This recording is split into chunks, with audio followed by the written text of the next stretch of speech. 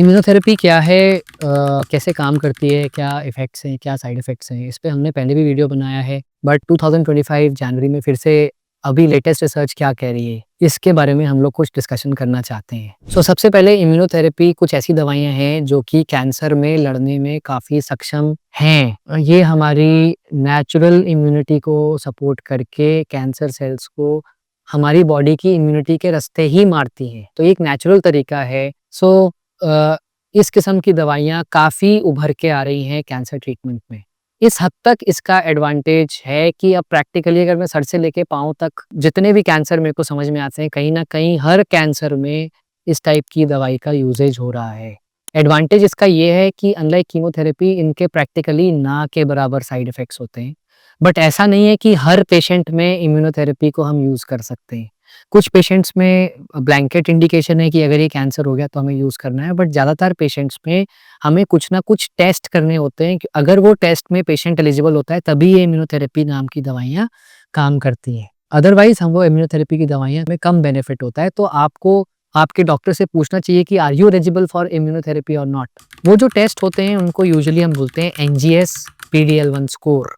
जैसा कि मैंने बताया इम्यूनोथेरेपी कीमोथेरेपीज़ नहीं होती तो साइड इफ़ेक्ट प्रैक्टिकली ना के बराबर होते हैं या माइल्ड साइड इफ़ेक्ट्स होते हैं।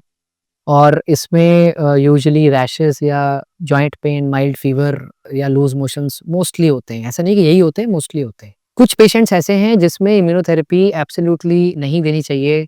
वो हैं ऐसे पेशेंट जिनको ऑटो इम्यून डिसऑर्डर्स होते हैं। यानी कि किसी को बहुत सीवियर सोरायसिस है या किसी को इम्यूनोसप्रेसिव दवाइयाँ चल रही हैं या किसी को ऑर्गन ट्रांसप्लांट हो रखा है, किडनी ट्रांसप्लांट, लिवर ट्रांसप्लांट, इन टाइप के पेशेंट्स में थोड़ा-सा प्रिकॉशन होता है, तो ऐसा नहीं कि हर किस्म का पेशेंट इम्यूनोथेरेपी ले सकता है।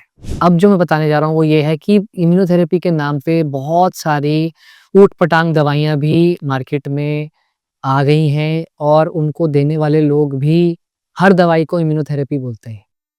मतलब हर चीज़ को इम्यूनोथेरेपी के नाम पे आपको परोसा जा रहा है। तो इम्यूनोथेरेपी एग्ज़ैक्टली क्या चीज़ है, मैं इस पर थोड़ा-सा आपको बताना चाहता हूँ।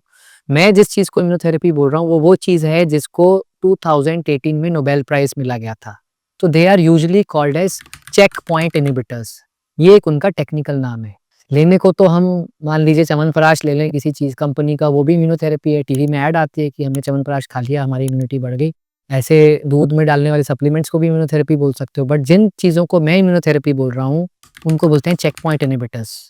चेक पॉइंट इन्हिबिटर्स पीडी-1 या पीडी-एल1 ये कुछ टेक्निकल टर्म्स हैं, इनके खिलाफ काम करते हैं।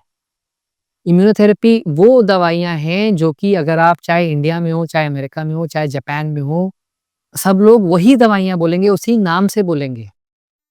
क्या इम्यूनोथेरेपी नहीं है? मान लीजिए किसी डॉक्टर ने अपने घर में कोई दवाई बना ली और उसको उसने बोल दिया इम्यूनोथेरेपी। अगर वो दवाई उसने इजाद की है और कहीं और नहीं मिलती, कोई और नहीं कहता उसको कि ये दवाई भी दवाई है, तो उसको प्लीज़ इम्यूनोथेरेपी मान के आप अपने आप को ट्रीटमेंट ना लीजिए।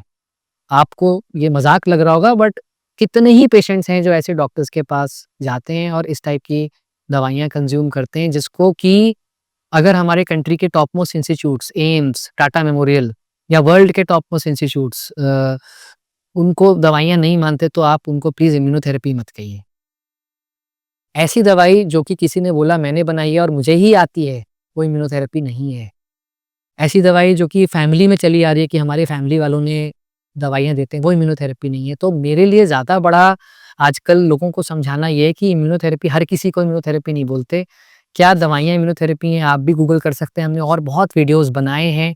बट इम्यूनोथेरेपी के नाम पे कुछ भी ऊट-पटांग चीज़ लेने से बचें। सेकंड प्रॉब्लम क्या है? इम्यूनोथेरेपी की दवाइयाँ आप ऑथेंटिक सोर्सेज़ से ही लीजिए। सबसे ज़्यादा क्योंकि ये दवाइयाँ डिमांड में हैं और महँगी हैं, इसलिए नकली इम्यूनोथेरेपी मार्केट्स में आ गई हैं। प्लीज़ बीवेयर, अगर कोई एक्स्ट्राऑर्डिनरीली सस्ती ये दवाई आपको ऑफ़र कर रहा है जो कि ओरिजिनल सोर्स नहीं है, ऑथेंटिक सोर्स नहीं है, तो उससे बचिए। आई थिंक इम्यूनोथेरेपी के बारे में जो भी कैंसर पेशेंट है उसको जानना चाहिए, but please use these medicines with caution. Thank you.